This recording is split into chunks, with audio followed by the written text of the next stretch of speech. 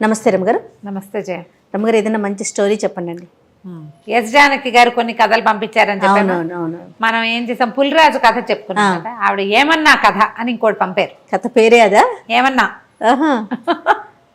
చిన్నప్పుడు మా అక్కయ్య వాళ్ళ పాప ఒకటి ఆకలిస్తుంది అనేది. అన్నం తింటా, అన్నం ఆకలి కాదు అమ్మమ్మ, ఏమైనా ఆకలిస్తుంది, ఏమైనా ఏదో ఒకటి అన్నం కాకుండా, అన్నం ఆకలి కాదు. ఇప్పుడు కూడా అదే పెద్దది అయిపోయింది. ఇప్పుడు కూడా పిన్ని ఏమైనా ఉన్నాయా అంటుంది. ఓకే, ఇది ఏమన్నా కథ అనమాట. పూర్వం అట ఒక గొప్ప రాజుగారు ఉండేవారు, చక్రవర్తి. ఆయన చాలా దేశాల రాజ్యాల వాళ్ళు ఆయనకి కింద సామంతులుగా ఉండేవాళ్ళు. అయితే చాలా కాలం పిల్లలు కలగలేదు. చాలా కాలం పిల్లలు కలగల. భార్య భర్త ఎన్నో పూజలు వ్రతాలు నోములు ఎన్నెన్నెన్నెన్నో చేసేవారు. అయితే ఎంతో కాలానికి ఆయనకి ఒక అందమైన కుమారుడు కలిగేట. చాలా అందగాడు. అయితే చంద్రసేనుడు అని పేరు పెట్టుకున్నారు. చంద్రుడిలాగా ఉన్నాడని చంద్రసేనుడు అని పేరు పెట్టుకున్నారు. ఎంత బాగానో పెంచుకున్నారు. ఈయనకి వేట అంటే చాలా ఇష్టమట. ఈయన ఎప్పుడు వేటకి వెళ్తుంటేవాడు. ఒకసారి వేటకి వెళ్ళినప్పుడు పక్కన ఈ సామ్రాజ్యానికి దగ్గరలో ఉన్న ఒక రాజ్యపు రాజుగారు కూడా అక్కడికి వచ్చాడు. ఈయన చక్రవర్తి, ఆయన రాజు. ఈయన వాళ్ళందరి మీద అది పెద్దవాడు అనమాట. ఆ రాజు ఈయన కలిసి అక్కడ వేటాడుతున్నప్పుడు మధ్యలో ఒకే లేడిని ఇద్దరు ఏం చేసి ఎవరు ముందు కొట్టారో చూసుకుని మాట్లాడుకున్నారు. ఆయనకి వేటంటే ఇష్టం, ఈయనకి వేటంటే ఇష్టం. సరే, ఇద్దరు చాలా స్నేహం అయ్యారు. ప్రతిసారి వేటకి వెళ్ళేటప్పుడు ఆయనతో కంపెనీ బాగుండేదన్నమాట, చెప్పుకునేవాళ్ళు. అయితే రాజుగారి అబ్బాయి కొంచెం పెద్దదవుతున్నాడు, ఈ చక్రవర్తి గారి అబ్బాయి. రాజుగారికి కూడా ఒక కూతురుంది, కాంతిమతి. పేరు బాగుందండి కదా. ఈ కాంతిమతి కూడా చాలా అందమైన పిల్లట. అసలు ఎంత అందగత్తో. క్రమంగా పిల్లలు పెద్దవాళ్ళు అయ్యారు. రాజుల స్నేహం కూడా పెరిగింది. చక్రవర్తి చెప్పాడు, మా అబ్బాయి కొంచెం పెద్దవాడు అవుతున్నాడు, వివాహం చేయదలుచుకున్నాము అంటే ఈ రాజుగారికి తన పిల్లని వీళ్ళకి ఇద్దామని ఉంది. కానీ కొంచెం ఆలోచిస్తున్నాడు. అంత పెద్ద రాజు, పెద్ద చక్రవర్తికి ఎట్లా పిల్లని ఇస్తాము అని ఏదో కొంచెం ముందు వెనక ఆడుతూ ఉన్నాడనమాట. అయితే ఏదో సందర్భంలో ఏమనుకున్నారు, అంత మరి పిల్లాడి పెద్ద సంబంధాలు ఇప్పటి నుంచి చూడాలి, ఒక 3-4 ఏళ్లలో చెయ్యాలి. ఇవన్నీ ఆ రోజుల్లో ఏంటంటే ట్రాన్స్పోర్టేషనా ఫోన్లా ఏమిటున్నాయి. అవును, వీళ్ళందరూ వీళ్ళందరూ ఉత్తరాలు రాయటము, తర్వాత ఏమో చిత్రపటాలు పంపించడము. మాకు అబ్బాయి ఉన్నాడు, మీకు అమ్మాయి ఏంటో ఇవ్వండి, ఇళ్ళని కనుక్కోవాలి కదా. మీ చిత్రపటాలు పంపండి, చిత్రపటాల గోల. ఇదంతా వీళ్ళంతా రథాలు వేసుకుని గుర్రాలు వేసుకుని పోవాలి రావాలి, బోల్డ్ సమయం పట్టేది. ఈ గందరగోళంలో అవుతుంది కదా అని మాట్లాడుకుంటుంటే, అయితే రాజుగారు చక్రవర్తి అడిగాడు రాజుని, నీకు ఎంతమంది కుమార్తెలు ఎంతమంది కుమారులు ఏమిటి అంటే, అమ్మాయి కాంతిమతి పేరు ఎంత బాగుంది అన్నాడు. చంద్రకాంతే సూర్యకాంతే అన్నాడు. అనేసరికి చంద్రకాంతే ప్రభు, మా అమ్మాయి చాలా అందంగా ఉంటుంది, చాలా మృదువుగా. సూర్యకాంత్ అయితే షార్ప్, చంద్రకాంత్ అయితే మృదువుగా ఉంటుంది, చాలా బుద్ధిమంతురాలు, చాలా అందమైన పిల్ల అని. ఎక్కడైనా ఈ పిల్లకి తగిన అనురూపమైన అందగాడు దొరికితే పెళ్లి చేయాలనుకుంటున్నానంటే, మా అబ్బాయి ఉన్నాడుగా అన్నాడు ఈయన. కానీ ఈయన మొహమాట పడి, కాదండి, ఒక ఊహ వచ్చింది కానీ నేను మిమ్మల్ని అడగడానికి భయపడ్డానంటే, అలా ఏం లేదు, మన ఇద్దరం స్నేహితులు, మేము ఎక్కడి నుంచైనా పిల్లని తెచ్చుకోవాల్సిందే, మన పిల్లలకి పెళ్లి చేద్దాం అనుకున్నారు. ఇప్పుడు వేరే చిత్రపటాల గోల ఏం లేదు, మంచి రోజులు వచ్చినప్పుడు చూసుకుందాం అని వీళ్ళ అమ్మాయిని వాళ్ళ అబ్బాయికి ఇవ్వడానికి ఫిక్స్ అయిపోయారు వీళ్ళిద్దరు. తర్వాత ఏమైంది, కొన్ని రోజులు గడిచేసరికి ఈ పిల్లాడికి ఒక 15-16 సంవత్సరాలు వచ్చినాయి. వాడు ఒకరోజు వేటకెళ్ళాడు. వెళ్తే ఈ రాజుగారి అమ్మాయి కూడా కొంతమంది స్నేహితురాలతో కలిసి అడవిలో వనవిహారానికి వచ్చింది. ఈ అబ్బాయి అమ్మాయి కలుసుకున్నారు. చంద్రసేనుడు కాంతిమతి కలుసుకున్నారు. కలుసుకోవటం మొదలుపెట్టారు. ఈ పిల్లాడికి ఒక 15-16 సంవత్సరాలు, ఆ పిల్లకు 14 ఏళ్ళు. దగ్గర వాళ్ళు, దగ్గర ఏజో 2-3 ఏళ్ళు తేడా ఉంది. ఆ వయసు పిల్లలకి సహజంగా అట్రాక్షన్ ఉంటుంది, ఫ్రెండ్షిప్ కుదిరింది. వీళ్ళిద్దరూ మాట్లాడుకుంటూ ఉండేవాళ్ళు, ప్రతిసారి ఉత్తరాలు రాసుకునేవాళ్ళు, ఈ అడవిలో కలుసుకునేవాళ్ళు. ఇతను ఈ పిల్లని పెళ్లి చేసుకోవడానికి నిశ్చయించుకున్నాడు. ఒక 2-3 సంవత్సరాలు గడిచేశారు కళ్ళు. అప్పుడప్పుడు కలిసేవాళ్ళు. అప్పుడు ఇలా రోజు కలిసేందుకు లేదుగా, 6 నెలలకి 5 నెలలకి కలుసుకునేవాళ్ళు. పిల్లలు ఎదుగుతున్నారు, వాళ్ళ ప్రేమలు కూడా ఎదిగినాయి. అయితే రాజుగారు చక్రవర్తి ముహూర్తాలు పెట్టిద్దామని అనుకుని భార్యకి చెప్పాడు, ఫలానా ఒక రాజుగారు అమ్మాయితో మన అబ్బాయికి పెళ్లి నిశ్చయించాను అని చెప్పేసరికల్లా ఈ కుర్రాడు అన్నాడు, అమ్మ నేను ఇంకో పిల్లని ప్రేమించాను, నేను అడవిలో కలుస్తాను అమ్మాయిని, నేను ఆ పిల్లనే చేసుకుంటాను అన్నాడు. డామ్ డూమ్ అని రాజుగారు చెడామడా పొట్టాడు. అటు పనికి రాదన్నాడు చక్రవర్తి. మాట ఇచ్చా ఎప్పుడో, అట్లా కుదరదన్నాడు. ఈ లోపల ఆ రాజుగారు కూడా ఈ చక్రవర్తి గారు అబ్బాయితో నీకు పెళ్ళంటే ఆ అమ్మాయి యువరాణి ఒప్పుకోలే. చెప్పేసరికల్లా ఆయన అన్నాడు, అమ్మ మాట పోతుంది చక్రవర్తి దగ్గర, ప్రధానమైనది ఏంటంటే మన రాజ్యం ఆయన చేతిలోకి వెళ్ళిపోతుంది, ఆయన కోపం వస్తే. ఆయన అంతటా ఆయన అడిగాడు కాబట్టి ఒకసారి కనపడ్డాయి పెళ్లి చూపులు, పిల్లని తెచ్చి చూపిస్తానని చెప్పా, పిల్లని చూపిస్తానని. వాళ్ళు వస్తామన్నారు. అబ్బాయికే నచ్చకపోయినా ఏదో కారణం చెప్దాం, అసలు పిల్లని చూపించని కూడా చూపించకుండా నేను కాదని అనకూడదని కూతుర్ని బతిమలాడుకున్నాడు. సరే ఒప్పుకుంది, ఏడ్చుకుంటూ ఆ పిల్ల. వాళ్ళు కూడా ఏం చేశారు, ఆ రాణిగారేమో కొడుకుని బతిమలాడింది, ఎవరినో ప్రేమించేటంటే కావాలంటే రెండో పెళ్లి చేసుకోమని ఆ పిల్లని, ముందు ఈ పిల్లని చూడవలసిందేనన్నాడు. ఆ తర్వాత కథ, వివాహము పట్టపురాణి రాజు కూతురే కాంతిమతే అన్నాడు. అనేసరికల్లా సరే పేర్లు చెప్పుకోలేదు, తండ్రి పేర్లు రాలేదు. ఈ పిల్లాడు వెళ్ళి ఆ పిల్లని చూడడానికి వెళ్ళాడు. రాజు చక్రవర్తి గారు ఆయన భార్యమణి కుమారుణ్ణి తీసుకుని మంది మార్బలంతో కలిసి రాజుగారింటికి వెళ్ళాడు. ఆ రాజుగారింట్లో పిల్లని చూసేసరికి ఆ పిల్లాడు ఆశ్చర్యపోయాడమ్మా, ఈ పిల్ల నేను ప్రేమించింది అన్నాడు. ఆ పిల్ల కూడా చెప్పేది. వీళ్ళు ఇలా ప్రేమించుకున్నారు, అంత చిన్నప్పటి నుంచి స్నేహం. పెళ్లి చేశారు. చంద్రసేనుడికి కాంతిమతికి పెళ్ళయింది. సరే చక్రవర్తి గారు పెద్దవాడైపోయినాడు, పిల్లాడికి రాజ్యం అప్పచెప్పాడు. వీళ్ళకి 20 ఏళ్ల లోపలే పెళ్ళయింది కదా, ఎప్పటికీ సంతానం కలగలేదు. వాళ్ళిద్దరూ ఎంత బాగా కలిసి ఉండేవాళ్ళు, రాజ్యంలో అందరూ గుసగుసలాడుకునేవాడు. చక్రవర్తి గారి కోడలికి పిల్లలు లేకపోతే ఎట్లా? యువరాజుకి ఇంకొక పెళ్లి చేయండి, రాజు అయిపోతున్నాడు, పెళ్లి చేయాలి, ఈయన చక్రవర్తి అవుతాడు రేపు, ఉత్తరాధికారి లేకుండా ఎట్లా కుదురుతుంది? ఇంకో పెళ్లి చేయండి, ఇంకో పెళ్లి చేసుకోండి, ఇంకో పెళ్లి చేసుకోండి అని మాటలు వచ్చేవి. వాళ్ళ అమ్మ ఏమనేదంటే, ఒరే ఇప్పుడు నువ్వు కాంతిమతే నువ్వు ప్రేమించిన అమ్మాయి అయింది కాబట్టి సరిపోయింది, లేకపోతే ఆ అమ్మాయిని పెళ్లి చేసుకుని అడవిలో పిల్లని కూడా చేసుకుందాం అనుకున్నావు కదా, అదే కదా, రెండో పెళ్ళి ఎలాగో చేసుకోదలుచుకునే ఉన్నావు, అది రెండు కలిపి ఒకటే అయింది అనుకో, ఇప్పుడు ఇంకో పిల్లని ఎవరినైనా చేసుకో, ఈవిడే పట్టప్రాణిగా ఉంటుంది, ఉత్తరాధికారి లేకపోతే రాజ్యానికి కుదరదని అందరూ బతిమలాడాడు, బలవంత పెట్టారు. ఈ అమ్మాయి కూడా కాంతిమతి కూడా భర్తను రోజు అడిగేది చేసుకోమని, పెళ్లి చేసుకో పెళ్లి చేసుకో అని. చాలా రోజులకి మొత్తానికి ఒప్పుకున్నాడు. ప్రజల నుంచి ప్రెషర్ ఎక్కువ వస్తుంది, అధికారుల నుంచి ప్రెషర్ వస్తుంది. పెళ్లి చేశారు. ఇంకొక అందగతి, ఇంత అందగతి కాదు కానీ కొంత అందగతిని తెచ్చారు మొత్తానికి. సరే రెండో రాణి కూడా బాగానే ఉండేది. పెద్ద రాణి ఏంటంటే పాపం రేపు ఉత్తరాధికారిని కనడానికి వచ్చిన పిల్లని ముద్దుగా చూసుకునేది. ఈ అమ్మాయి చంద్రకాంతిమతి కదా, అంటే మంచి స్వభావం కలిగేది. అయితే కొన్నాళ్ళకి చిన్న రాణికి ఏమనిపించడం మొదలెట్టిందంటే, ఊరికే నేను ఒక పిల్లలుగానే మెషిన్ లాగా నన్ను తెచ్చారు, ఇంపార్టెన్స్ అంతా ఆవిడకే, ఈయన ప్రేమంతా ఆవిడికి, ఆయన ఏదో శాస్త్రానికి నాతో గడుపుతున్నాడు అంతే. ఒక మంటగా ఉండేది. ఏమనేది, ఆమె పెద్దరాణి ఆవిడ పద్ధతులు ఎవరికి తెలీదు, అంతా ఆవిడ ఇష్ట ప్రకారం జరగాలంటుంది అని కొంచెం పుల్ల విరుపుగా మాట్లాడేది. క్రమంగా నా మీద కుట్ర చేస్తోందని చెప్పడం మొదలుపెట్టి, కుట్ర ఎందుకు చేస్తుంది, నిన్ను చేసుకోమని ఆవిడే చెప్పింది అనేవాడు రాజు, కేకలేసేవాడు. అయితే ఒకసారి ఏమైంది, చిన్నరాణి గారి దాసి పెద్దరాణి గారి మందిరంలో ఆవిడ మంత్రితోటి ఏదో మాట్లాడుతున్నది కనపడి చూసింది. చూసి అమ్మ మంత్రి గారు రాణిగారు మాట్లాడుకుంటున్నారు అని చెప్పింది.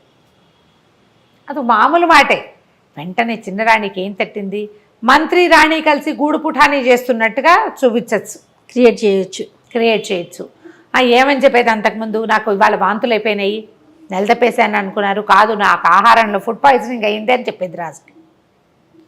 ఇవాళ ఒంట్లో బాగోలేదు, ఫుడ్ పాయిజనింగ్ అయింది, ఇవాళ నేను పెట్టుకునే పువ్వుల దండల్లో ఏదో చల్లారు, నాకు తుమ్ములు వచ్చేసినాయి, నన్ను చంపడానికి, నన్ను ఇబ్బంది పెట్టడానికి, నేను పిల్లల్ని కానీ ఇవ్వకుండా చేయటానికి చూస్తున్నారు, అట్లా చెప్పేది. ఆయన ఒప్పుకునేవాడు కాదు. ఈ మంత్రి రాణి మాట్లాడుకుంటున్నారు కదా, ఈ మాట చెప్పేసరికల్లా ఈవిడేమంది, రాజుకు చెప్పింది, నువ్వేమో నేను చెప్పితే నువ్వు వినవు, రాణిగారు మంత్రి గారితోటి మంత్రాంగం చేస్తుంది, నన్ను చంపటానికి ఏమో మందులు తెప్పించేందుకు ప్రయత్నం చేస్తాం. అయ్యో, మంత్రి కూడా కలిసిపోయాడు. అనేసరికల్లా రాజుకు అర్థం కాల, అంత పని చేస్తుందా నా రాణి, అట్లాంటిది కాదంటే కొళ్ళు మండిపోతుంది, నారాయణి అంటాడని.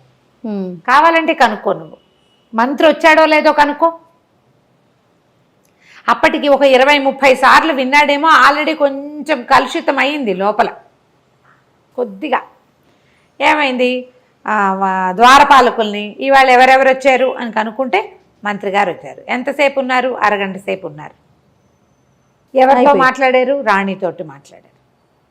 వెంటనే ఆయనకి ఏమనిపించిందంటే విషం తెప్పిస్తోంది. నిజానికి అక్కడ ఏం జరిగింది, చిన్న రాణి పుట్టినరోజు వస్తోంది, ప్రత్యేకంగా అలంకారాలు చేయించండి, ఆవిడకి చీరలు నగలు తెప్పించండి కొత్తవి బయట నుంచి అని చెప్పింది. అప్పుడు కోశాధికారికి కబురు వెళ్ళింది.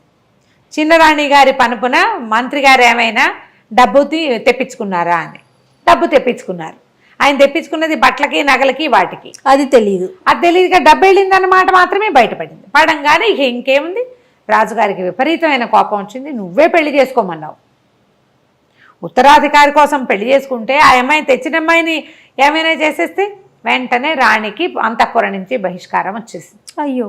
మంత్రి గారిని పిలిచాడు. మంత్రికి ఏ మాట చెప్పే అవకాశం ఇవ్వాలి. అది కాదండి అని చెప్పబోయినా వినలేదు. నీ మీద గౌరవంతో ఇంతకాలం నువ్వు చేసిన సేవ వల్ల నేను నిన్ను వదిలేస్తున్నా, చంపకుండా. మళ్ళీ నువ్వు రాజభవనం గుమ్మం ఎక్కద్దు.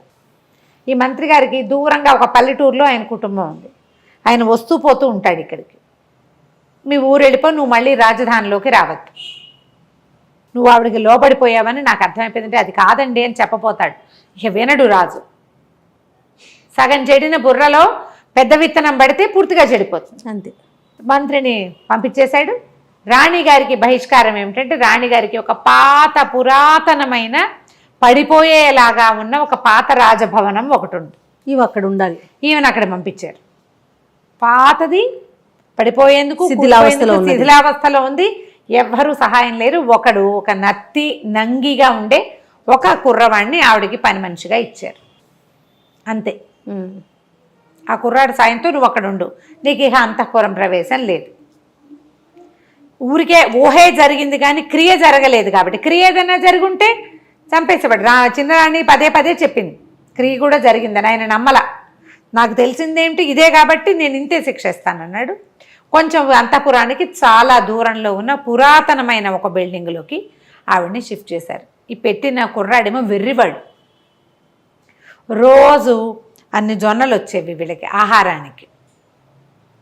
రాణిగారికి సహాయకులు లేరు, ఏమీ లేరు, వాడు ఒకడే. అందులో పుచ్చిపోయినవి, పుచ్చుపట్టిపోయినవి, బొక్కివి అలాంటివి జొన్నలు వస్తే ఆ జొన్నలన్నీ బాగు చేసుకునేది ఆవిడ. బాగు చేసుకుంటే ఇది వారానికి ఒకసారి పంపేవాళ్ళు ఇన్ని జొన్నలు. ఆ జొన్నల్లో సగం పోయేవి, మిగిలిన సగంతో ఆవిడ ఏదైనా కాస్త అంత ఉండి వాడికి అంత జావా, తనకో ఇంత జావాతో బతికి ఉండేది. అయితే ఏమైంది, వీడు కొంచెం ఏంటంటే వెర్రివాడు, కానీ వాడికి ఒక రకంగా పాటలు, మ్యూజిక్ అవి పిచ్చి. మామూలుగా తెలివిగల మాటలు అవి ఏమీ లేవు, అయోమయంగా ఉంటాడు. అయితే ఏమైందంటే ఈ జొండలు తెస్తుంటే ఒక దారిలో పెద్ద సన్నాయి మేళము అవి వినపడుతున్నాయి. ఏవో ఫంక్షన్ జరుగుతుంది. ఫంక్షన్ జరుగుతుంటే వీడు ఆ డోల్ శబ్దానికి అనుగుణంగా చిందులేయటం మొదలుపెట్టాడు. చిందులేస్తుంటే సరే జనాలకు సరదాగా ఉంటుంది కదా, ఆ డోలు వాయించేవాడు ఇంకో కొంచెం సన్నాయి వాడు పీపీపీ అని ఇంకా బాగా వాయించి, డోలు వాడు ఇంకా మధ్యలో బాగా దరువు వాయించేసరికి వీడు ఎగురుతూ ఎగురుతూ డ్యాన్స్ చేస్తుంటే అందరూ ఏం చేశారు, వాడి మీద 5 పైసలు 10 పైసలు విసిరేశారు. ఆ విసిరిన డబ్బులన్నీ తీసుకొచ్చాడు. 1 రూపాయి అయింది అది. ఆ డబ్బులు పుచ్చుకొని రాణిగారి దగ్గరకు వచ్చాడు, కాంతిమతి దగ్గరికి. అమ్మ నేను రోడ్డు మీద నాట్యం చేశాను, పాట కూడా పాడాను, అందరూ నాకు డబ్బులు ఇచ్చారు, ఇదిగో అని చూపించాడు. బట్ దానికి అవి ఏం చేయాలో తెలియదు. ఆవిడంది, ఏం చేసుకుంటారా నాయన డబ్బులు, ఏమన్నా కొనుక్కురా అని చెప్పింది. ఏమన్నా కొనుక్కురమ్మంది కదా. వీడు ఆ రూపాయి పుచ్చుకుని కొట్లోకి వెళ్ళి ఏమన్నా ఇవ్వండి అన్నాడు. ఏమిమ్మంటావురంటే ఏమన్నా ఇవ్వండి అంటాడు. రూపాయి చూపిస్తున్నాడు. ఈ ఏమన్నా ఇవ్వండి, ఏమన్నా ఏమిటి కావాలో అడిగితే కదా. ఏమన్నా ఇదే పాట పాడాడు. కోట్లో వాళ్ళు వెర్రివేధవలా ఉన్నాడు, వీడికి తెలియదు, వాడిని తోలేసేయండి అన్నారు. తోలేస్తే ఒక ముసలమ్మ వస్తుంది అటు నుంచి. వీళ్ళ కొట్లో నుంచి తోసేసరికల్లా పోయి వీడు ఆ ముసలమ్మ మీద పడ్డాడు. పడేసరికల్లా ఆవిడంది, ఎవర్రా నువ్వు అని కేకేసి లేవదీసింది. లేవదీస్తే, కాదవా నా దగ్గర రూపాయి ఉంది, ఏమన్నా ఇవ్వమంటే ఇవ్వట్లేదంటే ఆవిడ పక్కపక్క నవ్వింది. ఊరిని అట్లా గుట్రా, ఆ రూపాయి ఇడితే నేనే ఏమన్నాను, నన్ను తీసుకెళ్ళు, రూపాయి ఇవ్వు, నా పేరే ఏమన్నా. నేను ఏమన్నా కావాలని కొట్లో అడిగితే ఎలాగరా, నన్ను కదా అడగాలి, వస్తా పద నీతో పాటను అని ఆ రూపాయితోటి కాస్త కూర నార ఏవో కొనుక్కొని ఆ సంచి చేత్తో పుచ్చుకొని ఈ కుర్రాడితో పాటు పెద్దరాణి గారు ఎక్కడుందో ఆ పాడుపడిపోయిన భవనానికి వెళ్ళేసరికి ఆవిడ తెల్లపోయింది. ఏమైనా కొనుక్కురమ్మన్నాను, నువ్వెవరో అమ్మా? నా పేరే ఏమన్నా అమ్మా, ఏమన్నా కొంటాను, ఏమన్నా అన్నాడు, నన్నే పిలుస్తున్నాడని వచ్చాను, నాకు తెలుసు నువ్వెవరో తెలుసు, వీడేమిటో కూడా తెలుసు, నీ సేవ చేస్తా, నీ దగ్గర ఉంటాను అంటే ఆవిడంది, అమ్మ నాకే ఏమీ రావు, వచ్చేదే వారానికి ఇన్ని జొన్నలు వస్తాయి, అందులో సగం ముక్కిపోయినవి, సగం పురుగు పెట్టినవి, వాడు నేను ఎట్లా కొట్లా బతికున్నాం అంతే అంటే, కాదమ్మా నీకు కావాల్సినవన్నీ నేను చేసి పెడతా. రాజభవనం నుంచి జొన్నలు కాదు, బియ్యము పప్పు ఉప్పు చీరానార అన్నీ వస్తాయి, నేను వచ్చా కదా అవన్నీ వస్తాయి అంతే. ఈ ముసలమ్మ ఈ రాణిగారితో ఉండిపోయింది. ఏమన్నా అన్న ఒక ముసలావిడ రాణిగారి దగ్గర చేరింది. ఏమ్మాయి ఏం చేసిందంటే అక్కడి నుంచి రాజస్థానం నుంచి ఏవో వస్తువులు వచ్చేవి, రాణిగారికి బట్టలు కూడా లేవు పాపం, బట్టలు తెప్పించడం మొదలుపెట్టింది, బట్టలు వచ్చేవి, కొంచెం భోజనం వచ్చేది, శుభ్రమైంది. మరి రాణిగారికి జరిగినంత జరగకపోయినా జరిపేది. ఈ ఇల్లంతా శుభ్రం చేయించింది, ఆ ఎర్రబ్బాయిని పెట్టుకుని ఆవిడతో పాటు ఉంటుండేది. ఇంతలో ఏమైంది, ఒకరోజు ఒక టంకొచ్చింది, చిన్నరాణి గారు గర్భవతి అయింది అని. ఈవిడేం చేసింది, ఏమన్నా రాజస్థానానికి వెళ్ళి బియ్యం తేవడానికి పప్పులు తేవడానికి వెళ్ళేది కదా, మా పెద్దరాణి గారు కూడా గర్భవతి అని చెప్పింది. రాణిగారికి నెల తప్పింది, పెద్దరాణి గారికి కూడా నెల తప్పింది. అనేసరికి అలా అందరూ విచిత్రంగా పోయి, అదేమిటి ఆమెను విడిగా పెట్టారు కదా అని. అప్పటికే నెల తప్పింది, ఇప్పుడు పెద్ద నెలలు వచ్చినాయి అనేది. ఒకళ్ళు ఇద్దరు అటువైపు వెళ్తూ పెద్దరాణిని చూడబోయేవారు, ఈవిడ గడుపుతూ ఉన్నట్టుగా కనపడేది. ఈ ఏమన్నా ప్లానేనమాట. నెలలు నిండినాయి, యువరాణికి వాళ్ళకేమో ఆడపిల్ల పుట్టిందని ప్రచారం జరిగింది, మా రాణిగారికి మగపిల్లాడు పుట్టాడు. ఓహో, మా రాణిగారి కొడుకే రాజు అవ్వాలి రేపు, మగపిల్లాడి కోసం కదా, ఆడపిల్లకి రాజ్యం ఇస్తారా ఏమైనానా అనేది ఈవిడికి జరిగిపోతోంది. ఓ పిల్లాడు ఉన్నట్టుగా ఈవిడ ఇంట్లో ఒక ఉయ్యాల, రోజు ఏవో కేరింతలు అవి వినపడేవి. ఇది ఏమన్నా ఏం చేసింది, పిండితోటి గోధుమ పిండి నెయ్యి పోసి అంత పిల్లాడి బొమ్మ ఒకటి చేసింది. ఆ ఉయ్యాల దూరం నుంచి చూస్తే ఉయ్యాల్లో పిల్లాడు ఉన్నట్టు, లోపలికి వచ్చి రాణిని చూసే వీలు లేదు, ఉయ్యాల కనపడుతోంది, కేరింతలు వినపడతాయి, మధ్యలో ఉంగా ఉంగా అంటుంటాడు పిల్లాడు, ఈ ర్యాట్లర్ ఒకటి కదిలిపేది, ఇవి ఉంటాయి, మువ్వలు అవి ఉండేవి, అలా ఉండేది. వీళ్ళింట్లో ఒక పిల్లాడు ఉన్న సూచనే ఉండేది. రాజుగారు ఏనాడు తెలుసు, ఊరికే రాచంలో ప్రచారంలో ఉంది, పిల్లాడున్నాడు అని. అయితే ఏమైంది, క్రమంగా రోజులు గడుస్తుంటే పిల్ల పెద్దది అవుతోంది, పెళ్లి సంబంధాలు చూస్తున్నామంటే మా రాజకుమారుడికి కూడా పెళ్లి సంబంధాలు చూస్తున్నాం అనేది. ఈ అమ్మాయి పుట్టింటి వాళ్ళు ఉన్నారు కదా, ఈ కాంతిమతి వాళ్ళ పుట్టింటి వాళ్ళు, ఆమెకు మేనమామలు వాళ్ళు చాలామంది ఉన్నారు. ఈ ఏమన్నా పోయి ఒక వారం రోజులు ప్రయాణం చేసి వెళ్ళి కబుర్లు చేసుకొచ్చింది, ఫలానా రాజుగారి అమ్మాయిని మా రాజకుమారుడికి ఇస్తున్నారని ప్రచారం మొదలుపెట్టింది. అసలు లేని దానికే రాణి గారిని మళ్ళీ వెనక్కి చేర్చాలి, అది పాయింట్. అయితే ఈ కథ నడుస్తుంటే చిన్నపిల్ల యువరాణికి కూడా పెళ్లి సంబంధాలు చూస్తున్నారని ఆ రాజకుమారుడు ఈ రాజకుమారుడు ఉత్తరాలు వస్తున్నాయని చెప్పుకున్నారు. అసలు మా రాజకుమారుడికి పెళ్ళే కుదిర్చేశామని చెప్పింది. రాజకుమారుడికి 15 ఏళ్ళు ఉన్నాయి, యువరాణికి కూడా 15 ఏళ్ళు ఉన్నాయి కదా, 15 ఏళ్ళ ఆడపిల్లలకి మగపిల్లలకి కూడా పెళ్ళిళ్ళు చేసేవాళ్ళు. సరే పెళ్లి సంబంధం కుదిరిందని మేము రాజకుమారుడు తరలి వెళ్తున్నాడు పెళ్ళికని ఊరంతా ప్రచారం చేసింది. ఒక పెద్ద పల్లకి మాట్లాడింది. మామూలుగా ఉయ్యాల్లో పిల్లాడంతా ఇంత పిల్లాడి బొమ్మ, ఈ పల్లకీలో ఒక పడుకున్న షేపులో ఒక రాజకుమారుడి బొమ్మ, మట్టి బొమ్మ, పిండి బొమ్మ తయారు చేయించింది. గోధుమ పిండి బాగా నెయ్యి పోసి కొంచెం బెల్లం కలిపి ఇంత బొమ్మ, పల్లకిలో ఒక మనిషి ఉన్నట్టు, దూరం నుంచి చూస్తే మనిషి ఉన్నట్టు కనపడాలి కదా. సరే పల్లకి తీసుకెళ్తున్నారు, మన పట్టప్రాణి గారు ఇక్కడే ఉంది కాంతిమతి, పిల్లని తీసుకెళ్తున్నారు, పెళ్ళికి తీసుకెళ్తున్నాం తరలి వెళ్తున్నామని ప్రచారం చేస్తుంది. అయితే ఏమైందట, ఆ ఊళ్ళో ఒక గంగానమ్మ గుడి ఒకటి ఉంది. ఆ గంగానమ్మకి పిండి నైవేద్యం పెడతారు, గోధుమ పిండిలో నెయ్యేసి అదే చలివిడి నైవేద్యం పెడతారనమాట. అయితే ఏమైంది, ఆ పూట వీళ్ళు పల్లకితో వెళ్తుంటే రాజకుమారుడు పెళ్ళికి తరలివెళ్తున్నాడు అని చెప్పుకున్నారు. ఆ రాజకుమారుని కంటితో చూసిన వాడు ఎవడూ లేడు, అందులో ప్రవేశం లేదు కదా అంతఃపురంలో. ఇప్పుడు ఆవిడనే ఒక పాడుపడిపోయిన ఇంట్లో ఉంచారు, అందులో ప్రజలెవరు వెళ్ళడానికి వీలు లేదు, ఆవిడకి బహిష్కారం ఉంది. ఈ ఏమన్నా ఒకటే లోపలికి బయటికి తిరుగుతూ ఉండేది. అయితే ఏమైంది, ఈ గంగానమ్మ గుడి దాకా వచ్చాక బోయిలు మోసి మోసి భుజాలు నొప్పులు పుడుతున్నాయమ్మా, చెద్దన్నం తెచ్చుకున్నాం తింటాం మేము ఇక్కడ కూర్చునంటే ఆ ఏమన్నా అంది, సరేలేరా పళ్ళకి దింపండి, మీ తిళ్ళు మీరు తినండి, మరి నేను అట్లా కొంచెం బయటకు వెళ్ళి కాస్త కాళ్ళు కడుక్కొస్తానని ఆ పళ్ళకి అక్కడ వదిలిపెట్టి ఏమన్నా ఏమో పక్కన ఏదో చెరువు, చిన్న చెరువు వెళ్తుంటే అక్కడికి వెళ్ళి కాస్త చాలాసేపటి నుంచి ప్రయాణం చేస్తున్నారు. ఆ ఊరి మొగదలలో ఉంది గంగానమ్మ గుడి. వీళ్ళు ఊళ్ళో లోపల ఉన్నారు, అదంతా నడిచి వచ్చారు కదా. ఈ బోయిలంతా ఒక పక్కన కూర్చుని అన్నాలు తింటున్నారు. ఈ బోయి చెరువు దగ్గరికి వెళ్ళింది. ఇంతలో ఏమైంది, ఈ విగ్రహం దేంతో చేశారు, ఈ బొమ్మ గోధుమ పిండి బాగా నెయ్యి పోసి బెల్లం కలిపి, ఈ లోపలున్న గంగానమ్మకి ఆ నెయ్యి గోధుమ పిండి వాసన వచ్చింది. ఓహో, ఆహారం తెస్తున్నారని చూస్తోంది. ఎంతసేపటికి లోపలికి రాల. మామూలుగా అమ్మవారి నైవేద్యం ఎంత పెడతారు, ఇంతదే మనం చలివిడి చేస్తే గుమగుమలాడుతుంది. అంత ముద్దతో చేసిన 15 ఏళ్ల పిల్లాడి బొమ్మ ఎంత వాసన వస్తుంది. ఆవిడ కాస్త ఇట్లా కూర్చుని ఉంటుంది పీట మీద, కూర్చుని ఆవిడ లేచి వచ్చింది. లేచి గుళ్ళోంచి బయటకు వచ్చింది. బయటకు వచ్చి వాసన పీలుస్తుంటే చూస్తే పల్లకీలో కనపడుతోంది గోధుమ పిండి ముద్ద. ఆమె అంత లోపలికి చేయి పెట్టి ఆ బొమ్మను బయటికి లాగి ముక్క విరుచుకుని కర్ర కర్ర కర్ర కర్ర తినేయటం మొదలుపెట్టింది. తినేసేసింది బొమ్మని. తినేసరికల్లా ఏదో మోత వస్తోందని ఈ చెరువు దగ్గరికి వెళ్ళి నిదానంగా నడుచుకొస్తున్న ఈ ముసలమ్మ ఏమన్నా పరిగెత్తుకుంటూ వచ్చింది. అయ్యయ్యో మా పిల్లాన్ని విరుచుకు తినేస్తున్నావని గంగానమ్మ చేయిపుచ్చుకుంది. చేయిపుచ్చుకునేసరికి కేకలు పెట్టింది, నా పిల్లాన్ని తినేసావు, నా పిల్లాన్ని నాకు ఇచ్చేయండి. అమ్మ గంగానమ్మ విదిలించుకోపోయి ఆమె ఎంత విదిలించుకున్నా ఈ ముసలిది చెయ్యి వదిలిపెట్టలే.